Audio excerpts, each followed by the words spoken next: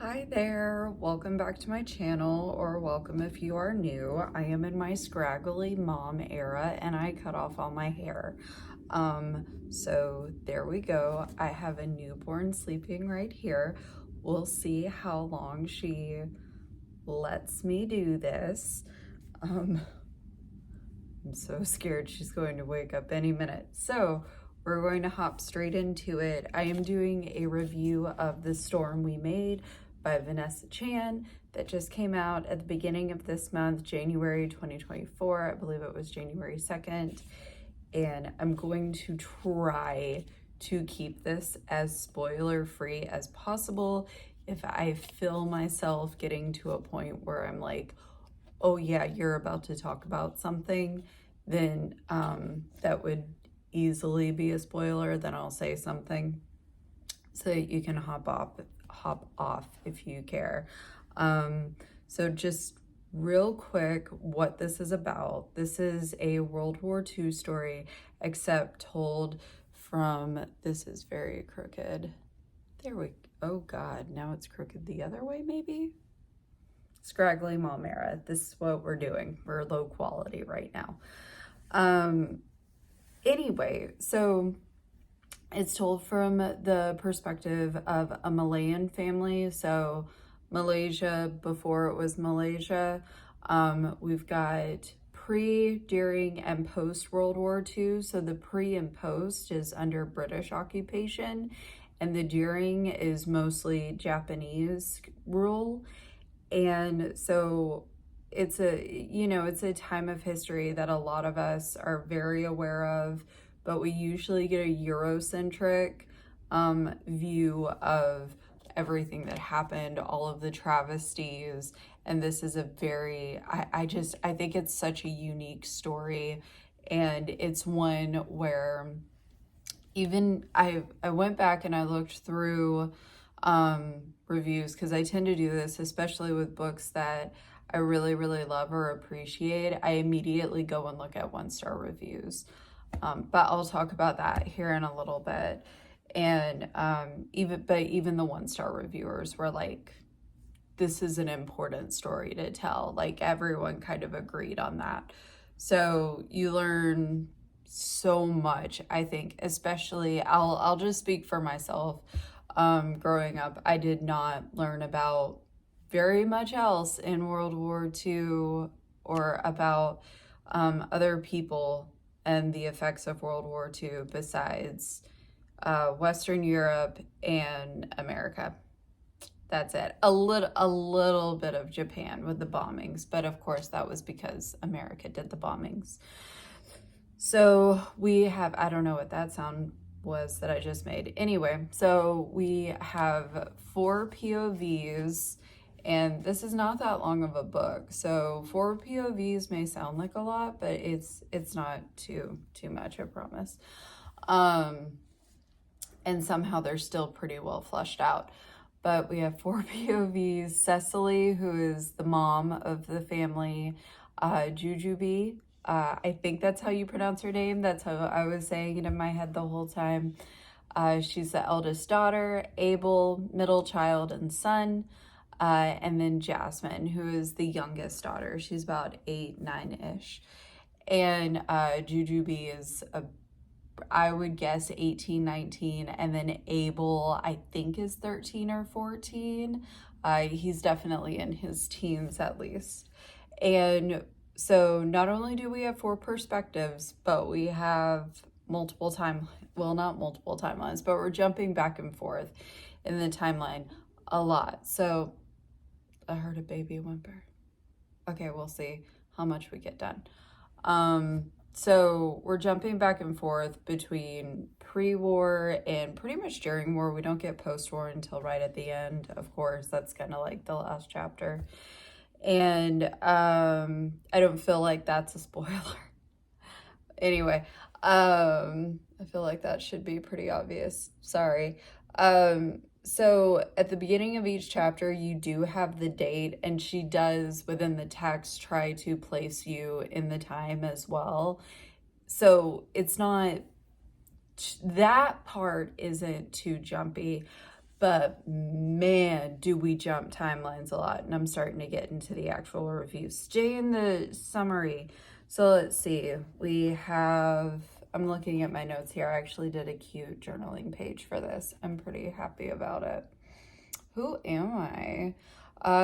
So the themes include colonization, family, survival, some feminism, not some, quite a bit of feminism, and then just overall purpose. And one of the things that's really interesting before I do go into the actual review is that this story is based on family history and family stories that Vanessa Chan, the author, she says in the back in the acknowledgments, she acknowledges her grandmother for sharing the stories with her that kind of helped her either come up with these characters or that she based these characters on. And then also, I'll go ahead and start out with one of my pros.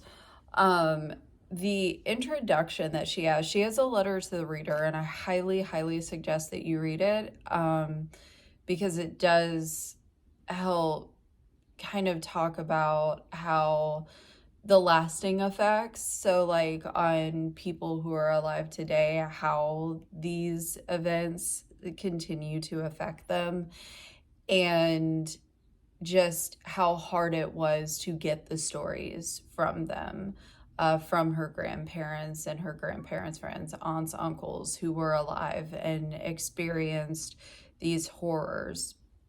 So I'm going to put this down now because I've been holding it for like 6 minutes. And I just want to say that if I would not have bought this book, I probably would have DNF'd it. And that would have been a huge mistake on my part because I did end up rating it a 4.5 out of 5. But for other people who DNF'd it, especially people who got ARCs and didn't pay for it, so like, if I wouldn't have invested money, is what I'm saying. I get it. I totally get it. In fact, that goes into, I'll go ahead and say the first con that I have is that it starts out rough and it just stays rough the entire time. I just noticed that this baby book has like a baby just staring at you. Sorry, let me cover that up. And now you can see the rest of my messy living room. Oh, well, at least it's not like a baby staring at you. Okay. Anyway, travesty. Yeah. It starts out rough and then it just keeps getting rougher throughout. But I mean, she literally, Vanessa Chan, the author, just throws you into it. And I feel like that was done on purpose, not in the sense of like for shock value, but more so just to immediately put you at unease. And I, at the beginning, was thinking to myself, I can't read this. Like, this is rough and unsettling and very uncomfortable. We don't get okay, I was about to spoil something. I'll wait until a little bit later into the video. It's not a comfortable reading experience all around. Plot, character, everything is uncomfortable. Basically, as far as trigger content warnings for this book, if you've got one and it would keep you from reading the book, I just wouldn't read the book, like, quite honestly. Or I would try to find a summary of it or listen to the author talking about it or something like that first. Lots of war crimes, just lots of really horrible things happening. I mean, it's World War II, so I should have gone into it with an idea of how bad it would be, but I think we forget, especially if we've taken some time away from reading those kinds of stories, which I have.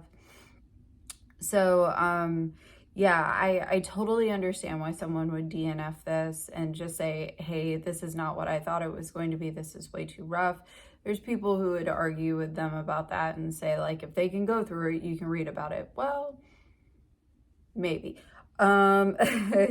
Okay, so one of the other kinds that downsides about this book, I'll just go through them as quickly as I can. I'm not good with timeline jumps within the same chapter, as like going back and forth flashbacks too much. It's just not something that I'm very good at reading, and this has a ton of that, and it's a little whiplashy. I don't mind it. I don't mind it if we're kind of like anchored there at the beginning of a chapter and I understand going into it, okay, this is where I'm at. Like, I have to take time and like reset my brain because I'm not actually that good of a reader as far as like comprehension skills go. Oh no. Okay, I think she's okay. Nope, she's not okay. Hello? Did you lose your passy? I really don't want to have to edit this video. I know. There we go. What? Okay. Anyway, so there was so many flashbacks to really help round out these characters. And which, again, it's not that long of a book. It's like 330 pages. We've got large font and a lot of spacing. So we're doing a lot in a very little amount of time. So I get it. But at the same time, it was a lot. It was really confusing at times. And I did have to go back and reread. And this is the author's debut novel. She is an award-winning writer, I think, for like her short stories and maybe essays. But yeah, I got the sense of like debut novel from this. So there was also a little bit of wonky sentence structure, and sometimes I don't know if that's like me or the actual writing itself, but there were quite a few times where I was reading and I had to go back because a sentence was like, the way it was laid out was just a little bit too disjointed. Again, trying to fit in too many words or too many things into one sentence. I definitely prefer like more concise. Again, it just makes it easier for me to be able to comprehend. And this is where I say I go back and like look at 1-star and 2-star reviews, to see what kept people from loving a book that I love. I'm just curious. And then B, also with some of the things where I'm like, I don't think I like this very much. Was it just me? And so, that kind of helps me be like, no, it wasn't just you. Other people felt that way too. And, it's just the difference of, is that going to make or break a reading experience for you? And so, let's see, we talked about that. Oh, okay, so one of the other things that I saw that made me feel less crazy, it takes a while for this plot to pick up. This is 100% a character-driven book, not a plot-driven book.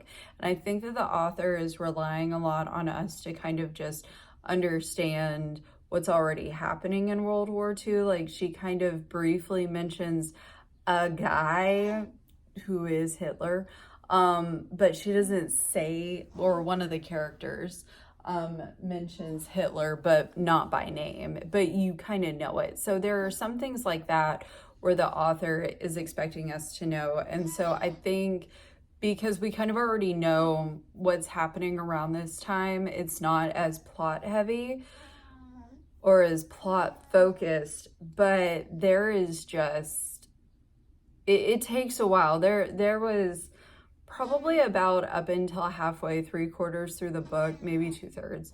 2/3 of the way through the book where I was like, I'm not sure that this has a plot. But again, because I paid money for the book, I was like, okay, well, I'm going to keep reading.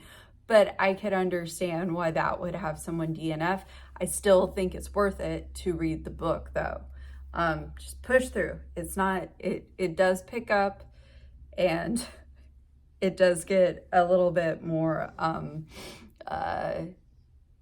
fast-paced. Anyway, so finally, last con, I could just really hear the author in some parts. This is told from a third-person, somewhat omniscient perspective, even though we have the 4 distinct POVs.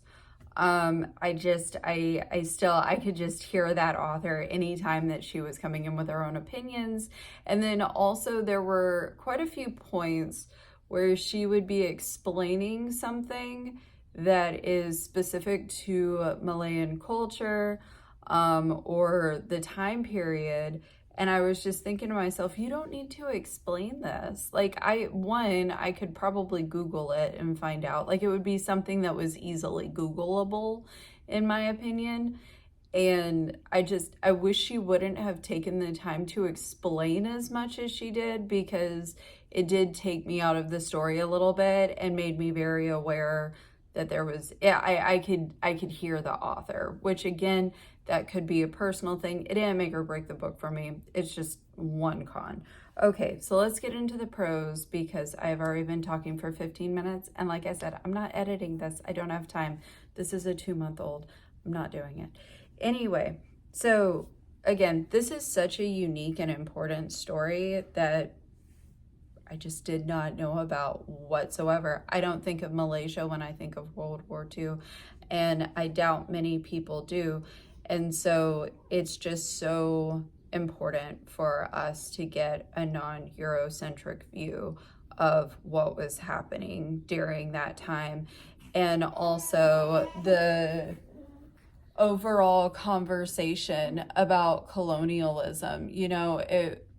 There were things that happened under British rule that made it easier for the Japanese to come in and take over control in Malaysia. And then there were things after the Japanese occupation where, the British came in and it wasn't all honky-dory. It wasn't like they were their hero. I mean, they were their heroes to a certain extent, but it still was colonization. I think that is just so important to talk about. And I think that the book did an amazing job kind of showing how, and really, really illustrating how that affected the Malayans at that time. So, okay, next one. I think it had excellent character development. I saw reviews where they didn't say that, and they didn't care about the characters. These are not necessarily likable characters. I saw some reviews where even people did not like the 8-9-year-old daughter, which I'm like, that's crazy, that's a child, but okay.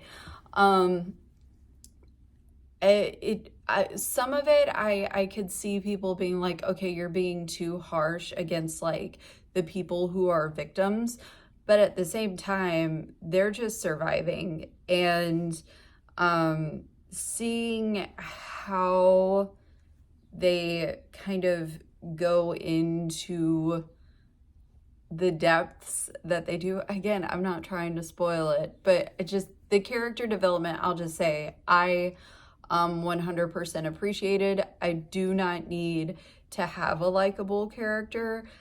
In fact, there were moments where I was having to have a conversation with myself regarding one character who was being, in my opinion, so disgusting in their behavior.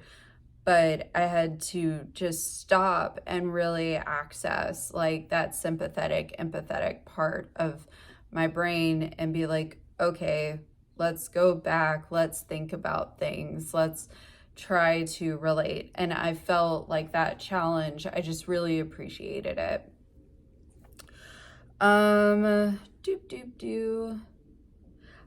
So whenever we do pick up on plot, I think that the plot points and the twists that do exist in this novel, because yes, there are a couple of twists, even with a story or a time period that we know so well.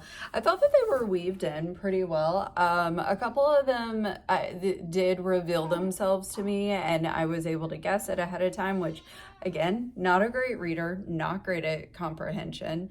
So it's possible that it could be too easy for others, but I thought that it worked well. I feel like I figured it out right before it was revealed.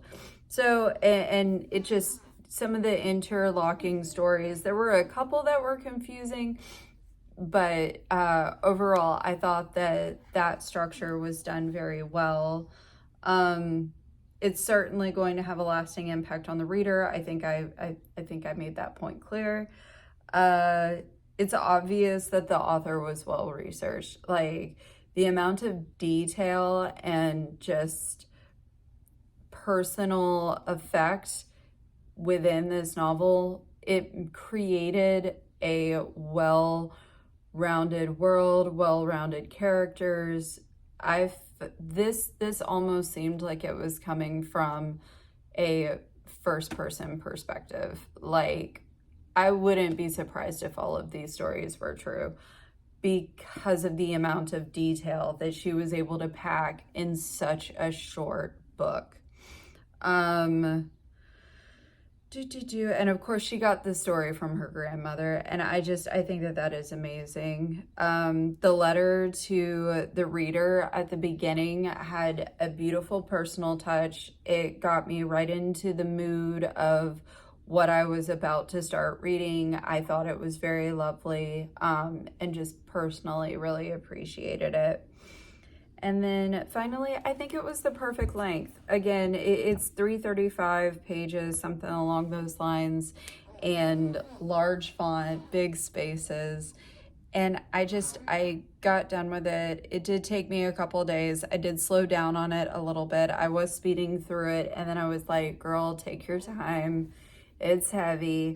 I did not cry at the end, but it's probably because I'm dehydrated.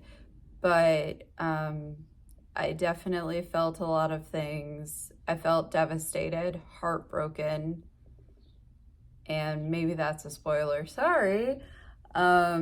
This book wrecked me. However, I highly recommend it. If you're willing to kind of like sit through something that is going to be uncomfortable, I do recommend The Storm We Made. Again, I can't remember if I said this, but I rated it a 4.5 out of 5. I think that it is just such an important story, and I need to read something happier now. So just to kind of pick up what is next, I've gotten back into Oliver Twist. I have 50 to 50-ish pages left of the second part, book 2, within the entire book of Oliver Twist. And then after that, I'm going to be reading The Maid for my neighborhood book club. So Oliver Twist isn't light, but I feel like book 2 is lighter than book 1, at least so far. And The Maid should be pretty easy for me to sift through. And then, yeah, I'll keep going. And I will probably try to only pick up happier books for the rest of the month.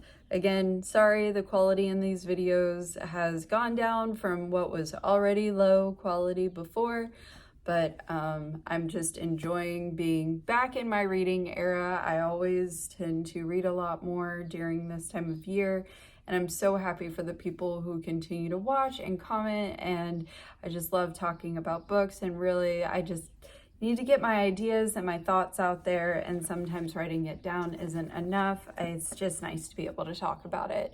So let me know how your 2024 is going so far. What have you read? What was your first book? Are you reading The Storm We Made? Are you going to pick it up? And I hope you have an amazing rest of your day and are having a great year. And I do have eyebrows. It's just the sun is kind of like blowing me out. I noticed I looked like I didn't have eyebrows this entire time. Anyway, happy reading. Bye.